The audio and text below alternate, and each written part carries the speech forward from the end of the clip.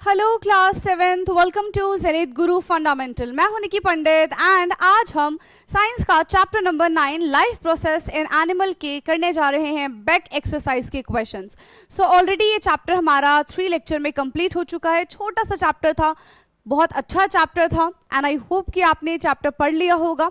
तो अब हम बात करेंगे इसके क्वेश्चन आंसर की एंड जितने भी क्वेश्चंस के आंसर आपको आते हैं आप मुझे कमेंट करके बताएंगे। ओके, चलिए। So let's start with question number 1. Questions है हमारे पास। Complete the journey of food through the alimentary canal by filling up the boxes with appropriate part. Okay. So यहाँ पे हमको क्या करना है? Journey of food through the alimentary canal. पूरा हमें बताना है कि पूरा हमारा डाइजेशन का प्रोसेस किस तरीके से हमारे बॉडी में फॉलो होता है। ठीक है, तो सबसे पहले खाना हम क्या करते हैं, माउथ में लेते हैं। ठीक है, हमने खाना लिया माउथ में, माउथ से क्या होता है, यस, माउथ के बाद जाता है हमारे फूड पाइप में, माउथ के बाद जाता है हमारे फूड पाइप में, जिसको हम इसोफेगस भी कहते हैं। फूड पाइप से जाता है स्टमक में, स्टमक के बाद जाता है small intestine and then large intestine और फिर एनस। ठीक है, सो यहां पे हमारा क्या हो जाएगा, सबसे पहले small intestine, then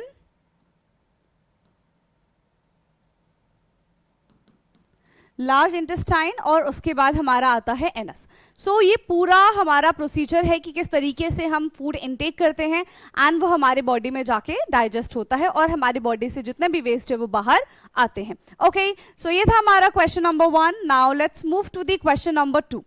question number 2 is Sahil placed some pieces of chapati in a test tube A. Neha placed two chapati in test tube B and Santoshi took boiled and mashed potato in test tube C. All of them add a few drop of iodine solution to their test tube A, B and C respectively. What would be their observations? Give reason. Okay, तो इनके observations क्या रहेंगे? देखो, सब में हमने क्या डाला, आयोडीन डाला। अगर हम चपाती की बात करते हैं तो जैसे ही हम चपाती में आयोडीन डालेंगे तो इट टर्न ब्लू ब्लैक, है ना। ए में क्या था हमारे पास,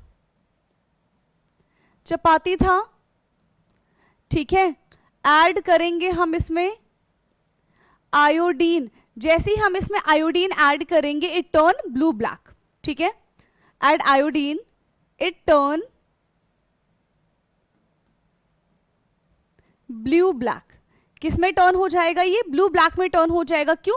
बिकॉज चपाती कंटेन स्टार्च, है ना, and iodine give blue black colour in presence of starch. Clear है? It turn blue black because chapati contain starch, because chapati contain starch. ठीक है, सेकेंड जो है हमारे पास, Neha place chew chapati. Okay, Neha ने भी चपाती ही रखा है बट उसका चबाया हुआ चपाती, उसने ऑलरेडी चबा लिया उस चपाती को। ठीक है, सो नेहा के पास है च्यूड चपाती, नेहा ने चपाती को ऑलरेडी चबा लिया। अब इस चबाए हुए चपाती में नेहा क्या ऐड करती है, ऐड करती है वो आयोडीन। अब जैसे ही इसमें वो आयोडीन ऐड करेगी क्या हो जाएगा, क्या ये ब्लू ब्लैक कलर शो करेगा या फिर नहीं करेगा? यस, तो यहां पे हमें नो ब्लू ब्लैक कलर देखने के लिए मिलेगा। बट ऐसा क्यों? नॉर्मल चपाती में देखने के लिए मिल रहा था बट जो चबाया हुआ चपाती है उसमें हमको कोई ब्लू ब्लैक कलर देखने के लिए नहीं मिलेगा। क्या रीजन है? देखो, हमने चबा लिया, ठीक है, तो सलाइवा उसमें लग गया, ऐसा बोल सकते हैं ना, तो सलाइवा उसमें आ गया है जिसने स्टार्च को ऑलरेडी ब्रेक कर दिया है शुगर में and hence there is no starch remain, उसमें कोई भी स्टार्च प्रेजेंट नहीं होगा। ठीक है, so add iodine, they it not turn into blue black, into blue black because saliva already break starch into sugars and now there is no starch, और अब यहां पे कोई भी स्टार्च प्रेजेंट नहीं है, ठीक है, और अब यहां पे कोई भी स्टार्च प्रेजेंट नहीं होगा। ओके, क्लियर है इतनी चीजें? चलिए नेक्स्ट इसी में है हमारे पास सी। सी में क्या है? Mashed potato. ओके, तो मैश्ड पटेटो जो है of course it will turn blue black colour, क्योंकि उसमें ऑलरेडी स्टार्च प्रेजेंट होता है पटेटो में, तो हमको पता है ना, पटेटो में क्या होता है, स्टार्च प्रेजेंट होता है, तो इट टर्न ब्लू ब्लैक, ठीक है, because potato is a rich in starch, ठीक है। सो इन टेस्ट ट्यूब सी ठीक है, बॉइल्ड पोटैटो बोल दो या फिर स्टार्च पोटैटो बोल दो, potato turn blue black after adding the iodine, ठीक है, पोटैटो जो है वो ब्लू ब्लैक कलर में टर्न हो जाता है आयोडीन ऐड करने पे, because it is rich in starch, because it is rich in starch, ठीक है, क्योंकि पोटैटो में तो भाई भर भर के स्टार्च प्रेजेंट होता है। Clear? So this is the question number 2। Now let's move to the question number 3। So question 3 is what is the role of diaphragm in breathing? Breathing में डायफ्राम का क्या रोल होता है? So it to filter the air, to produce sound, to help in inhalation and exhalation, or to absorb oxygen. So basically क्या role होता है बताओ जरा, है डायफ्राम का यहाँ पे क्या रोल होता है? वो हमें हेल्प करता है इनहेलेशन में और एक्सहेलेशन में। जब हम इनहेलेशन करते हैं, यानी कि जब हम ब्रीद इन करते हैं तो डायफ्राम हमारा नीचे की साइड हो जाता है, जब हम ब्रीद आउट करते हैं तो डायफ्राम हमारा अपवर्ड डायरेक्शन में मूव करता है। सो बेसिकली ये हमको क्या करता है? यस, ये हमको रेस्पिरेशन में हेल्प करता है, ठीक है, ब्रीदिंग में हेल्प करता है। So to help in inhalation and exhalation, to help in inhalation and exhalation.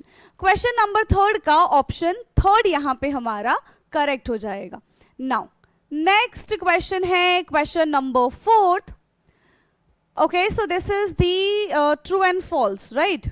चलिए, so question number 4 है match the following name of the part nostril. So fresh air from outside enter, nasal passage exchange of gas occur, windpipe में है to protect lungs, alveoli, tiny hair and mucus help to trap dust and dirt from the air we breathe, ribcage functions, the air reaches out lungs through this part. Okay, so nostril सबसे पहला आता है यहाँ पे हमारा nostril। तो nostril का काम क्या होता है? फ्रेश एयर को लेकर आना, है ना। नोस्ट्रिल का काम यहाँ पे फ्रेश एयर को लेकर आना होगा कि नहीं होगा? हाँ, यस, नोस्ट्रिल में यहाँ पे हमको क्या देखने के लिए मिलेगा? फ्रेश एयर, ठीक है, enter from outside, so this is correct. फिर हम बात करते हैं नेसल पैसेज में। तो नेसल पैसेज में यहाँ पे जैसे ही एयर मूव करता है तो हमारे नोज में tiny hairs and mucus dust present होते हैं, ताकि वो क्या कर सके, जो भी हम एयर इनहेल कर रहे हैं उसमें अगर कोई फॉरेन पार्टिकल हो, डस्ट हो, तो वो उनको उधर ही ट्रैप कर ले, हमारी बॉडी में ना जाने दे, ठीक है। विंड पाइप का काम क्या होता है? इसके बाद बात करते हैं हम विंड पाइप। तो विंड पाइप क्या करता है कि एयर को पहुंचाने का काम करता है, ठीक है, from lungs through this part, ठीक है, लंग्स तक एयर को पहुंचाने का काम करता है। तो ये हमारा ई हो जाएगा। एल्वियोलाई का काम क्या होता है? सो एल्वियोलाई में गैस का एक्सचेंज होता है, carbon dioxide and oxygen gas का इंटरचेंज होता है, ठीक है, एल्वियोलाई में इंटरचेंज हो जाएगा। एंड रिब केज का क्या काम होता है? इट प्रोटेक्ट आवर लंग्स, ठीक है, रिब केज का काम होता है ये हमारे लंग्स को प्रोटेक्ट करता है। आगे बात समझ में, ये हमारे लंग्स को प्रोटेक्ट करता है। ओके, चलिए, नाउ नेक्स्ट क्वेश्चन है question number 5। So Anil claimed to his friend Sanvi that respiration and breathing are the same process, ठीक है। तो अभी आपस में बात कर रहे हैं कि भाई रेस्पिरेशन एंड ब्रीदिंग जो है वो सेम प्रोसेस है, ठीक है। What questions can Sanvi ask him to make him understand that he is not correct? तो ऐसे उससे क्या क्वेश्चन पूछने चाहिए जिससे उसको पता चले कि हाँ, जो भी ब्रीदिंग एंड रेस्पिरेशन के प्रोसेस वाली बात कही गई है दैट इज नॉट करेक्ट, है ना। तो क्या ऐसा पूछना चाहिए? ये पूछ सकते हैं कि क्या पूछेंगे, यस, कि which process involve oxygen breaking down food, है ना, कौन सा प्रोसेस यहाँ पे इन्वॉल्व होता है। और क्या क्या पूछ सकते हैं, does respiration occur inside the cell, ठीक है, बॉडी में सेल के अंदर रेस्पिरेशन होता है कि नहीं होता, ब्रीदिंग से एनर्जी प्रोड्यूस होता है कि नहीं होता है ना। एंड इस तरीके के क्वेश्चंस हम पूछ सकते हैं ताकि हमें कंफर्म हो जाए कि यस, यहाँ पे जो बताया जा रहा है ये दोनों के दोनों प्रोसेस सेम है कि सेम नहीं है, इससे हमको पता चल जाएगा, ठीक है। तो क्या क्या क्वेश्चंस पूछेंगे, so these are the questions, ठीक है। आंसर नहीं है, देख रहे हो, आंसर नहीं है, क्वेश्चन है, क्या ये क्वेश्चन है। So ask Sanvi these questions, Sanvi से हम ये क्वेश्चन पूछेंगे, डज ब्रीदिंग प्रोड्यूस एनर्जी, क्या ब्रीदिंग एनर्जी प्रोड्यूस करता है, does respiration occur inside the body cell, can breathing happen without cell producing energy, बिना एनर्जी के ही ब्रीदिंग हो जाएगा, which process involve oxygen breaking down food, is breathing only the movement of air in and out of the lungs, क्या सिर्फ breathing यही है कि भाई एयर हमारी बॉडी में गया और एयर हमारी बॉडी से बाहर आ गया, या फिर इसके अलावा भी है। These questions help her to understand that breathing and respiration are the different process. तो जब इन सारे questions का वो आंसर करेंगे तो पता चलेगा कि ब्रीदिंग एंड रेस्पिरेशन दोनों के दोनों अलग प्रोसेस है। See, respiration is the whole mechanism, है ना, breathing is the inhalation and exhalation, तो डेफिनेटली ये दोनों के दोनों अलग है। ओके, चलिए नेक्स्ट क्वेश्चन है हमारा question number 6, which of the following statement is correct and why, कौन सा स्टेटमेंट यहाँ पे करेक्ट है एंड क्यों।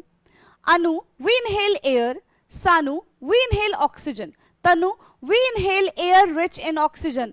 Now according to you what do you think कि which one is correct, what we inhale, हाँ जी, what we inhale, generally we inhale oxygen, है ना, बट ऑक्सीजन तो इनहेल करते हैं लेकिन rich amount of oxygen inhale करते हैं, ठीक है। हम ऐसा एयर इनहेल करते हैं जिसमें ज्यादा से ज्यादा ऑक्सीजन की अमाउंट प्रेजेंट होती है।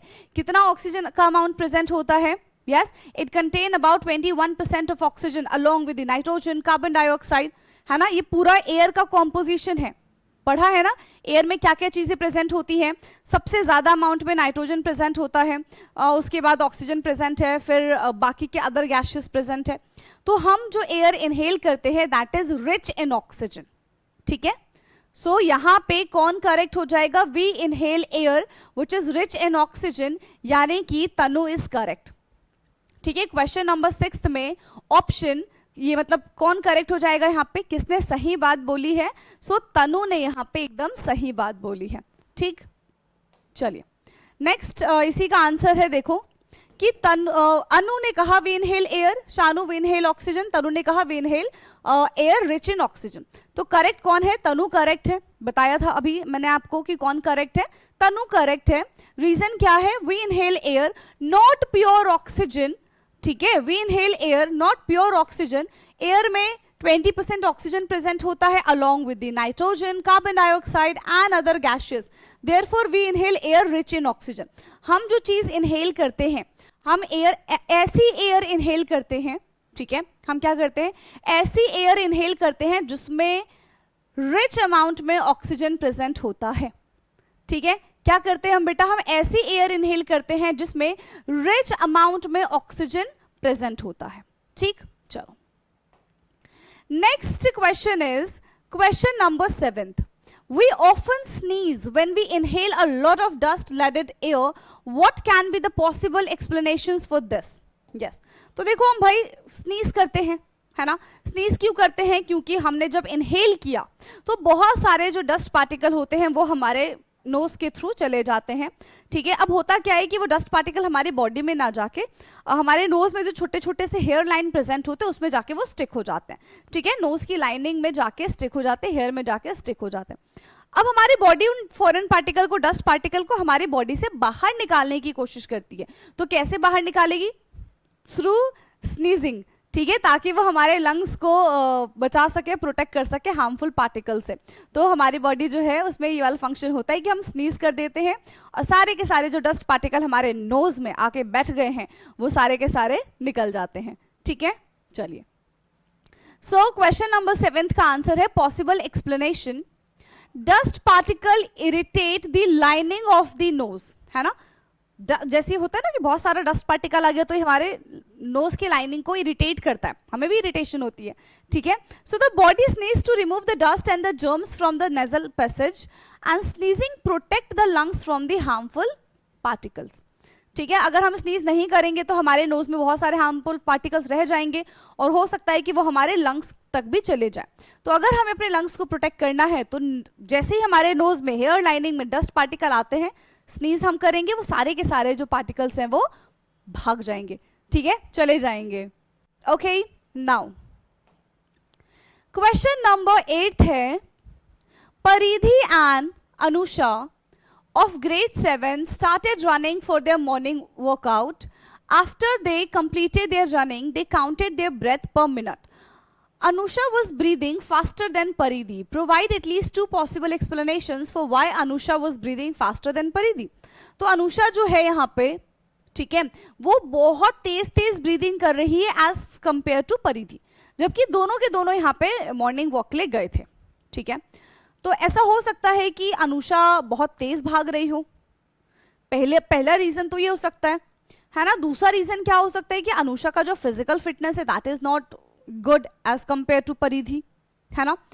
दूसरा क्या हो सकता है कि जब भी हम ज्यादा काम करते हैं तो हमको ज्यादा एनर्जी मिलती है, तो उसकी बॉडी में उतनी एनर्जी नहीं बन पा रही होगी, तो ये भी रीजन हो सकता है। ठीक है, तो ये कुछ रीजंस हैं जिसकी वजह से हम बोल सकते हैं कि अनुषा जो है उसकी ब्रीदिंग रेट ज्यादा फास्ट है एज कंपेयर टू परिधि। ठीक है, चलिए। सो पॉसिबल रीजंस, अनुषा में हैव रन फास्टर, ठीक है, she may have poor physical fitness, she may required more energy due to the greater efforts, she may not have rested properly before the run, है ना। Run करने से पहले भी वो कुछ ना कुछ एक्टिविटीज में इन्वॉल्व होगी, इसी वजह से उसकी एनर्जी अब बची नहीं है एंड वो बहुत जल्दी जल्दी जल्दी जल्दी ब्रीथ कर रही है। ठीक है, आगे बात समझ में। तो ये कुछ रीजंस हैं, इनमें से आप कुछ भी 2 लिख सकते हैं क्योंकि क्वेश्चन में हमसे 2 ही रीजन लिखने के लिए कहा गया है। ओके, चलो नेक्स्ट क्वेश्चन है question number 9। Yadu conducted an experiment to test his idea. He took 2 test tubes A and B and added a pinch of ice flour to the test tube, half filled with water, and stirred them properly. To test tube B, he added a few drops of saliva.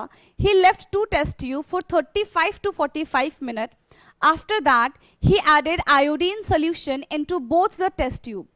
Experimental result as shown in this figure 9.15. This is figure 9.15. What do you think he wants to test? क्या test करने की कोशिश कर रहा है ये? Yes, यहाँ पे क्या चीज टेस्ट करने की कोशिश की जा रही है? देखो, टेस्ट ट्यूब ए में राइस फ्लोर डाला एंड वाटर डाला, टेस्ट ट्यूब बी में क्या था, राइस फ्लोर के साथ यहाँ पे सलाइवा भी था। अब दोनों में पानी डाल दिया, तो टेस्ट ट्यूब ए क्या होगा, टेस्ट ट्यूब ए हमारा ब्लू ब्लैक कलर देगा, है ना। Test tube A turn blue black colour, ये बताएगा कि हाँ फ्लोर में स्टार्च प्रेजेंट है, but test tube 2 did not turn blue and black colour, क्योंकि सलाइवा ने क्या किया है, अभी थोड़ी देर पहले ही हमने क्वेश्चन पढ़ा ना ये वाला, कि सलाइवा क्या करता है, स्टार्च को ब्रेक डाउन कर देता है शुगर में। अब उसमें तो स्टार्च बचा नहीं है, जब स्टार्च बचा नहीं है तो वो ब्लू ब्लैक कलर नहीं दे पाएगा। ठीक है, क्योंकि ब्लू ब्लैक कलर किसकी वजह से आता है, स्टार्च की वजह से आता है, स्टार्च बचा नहीं तो ब्लू ब्लैक कलर नहीं आएगा। ओके, सो क्वेश्चन नंबर 9 का, Yadu was testing whether saliva help in digestion of starch और नॉट, तो ये वो फाइंड आउट करने की कोशिश कर रहा था। ठीक है, देखो टेस्ट ट्यूब ए में राइस फ्लोर था और वाटर था, टेस्ट ट्यूब बी में राइस फ्लोर के साथ हमने सलाइवा मिला दिया, तो टेस्ट ट्यूब ए हमको ब्लू ब्लैक कलर बना के देगा। ठीक है, after adding iodine tube A turn blue black showing starch was present. ठीक है, ये हमको बता रहा है कि स्टार्च प्रेजेंट होगा, है ना। टेस्ट ट्यूब बी के बारे में बात करें तो test tube B did not turn blue black, test tube B हमको ब्लू ब्लैक टर्न नहीं करके देगा, showing saliva had broken down the starch into sugar. ठीक है, सलाइवा जो है वो किस में ब्रेक हो चुका है ऑलरेडी, शुगर में ब्रेक हो चुका है, and there is no starch, that's why वो ब्लू ब्लैक टर्न नहीं करेगा. ओके, कंक्लूजन क्या है, saliva contain the enzymes amylase which digest starch into the simpler sugar, और इस वजह से हमको स्टार्च देखने के लिए नहीं मिलता है. Okay, now the last question of this chapter, है ना, इस चैप्टर में 10 ही क्वेश्चन है. ठीक है, चलो इसका आंसर देखते हैं क्या होगा. So Rakshita design an experiment taking 2 clean test tube A and B and fill them with the lime water as shown in this figure. In test tube A, surrounded air that we inhale was passed by sucking air from pipe, and in test tube B, the exhaled air was blown through the pipe. ठीक है, what do you think she is trying to investigate and how she can confirm her finding? तो वो क्या चीज ढूंढने की कोशिश कर रही है और वो किस तरीके से चीजों को पता करेंगी. तो वो ये पता करने की कोशिश कर रही है कि जो हम एयर इनहेल करते हैं और जो हम एयर एक्सेल करते हैं क्या वो अलग है ना. वो ये चीज पता करने की कोशिश कर रही है, इन्वेस्टिगेट कर रही है difference between inhaled and excelled air के बारे में, और उसको टेस्ट भी करेगी कि वो कौन सा एयर है. ठीक है, सो टेस्ट ट्यूब ए में देखो क्या हो रहा है. टेस्ट ट्यूब ए में इनहेलेशन है, तो इनहेलेशन में क्या होगा, लाइम वाटर में अगर हम इनहेल करेंगे तो लाइम वाटर रिमेन सेम, कोई चेंजेस देखने के लिए नहीं मिलेगा.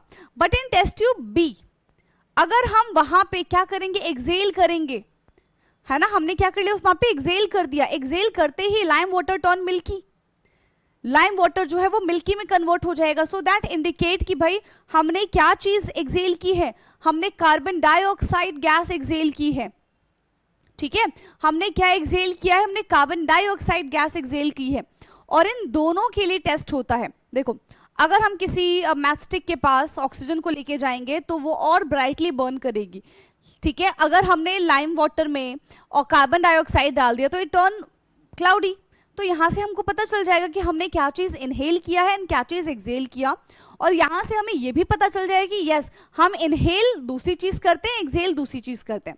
व्हाट वी इनहेल, तो we inhale oxygen, and what we exhale, तो हम कार्बन डाइऑक्साइड गैस को एक्सेल करते हैं. ठीक है, आगे बात समझ में.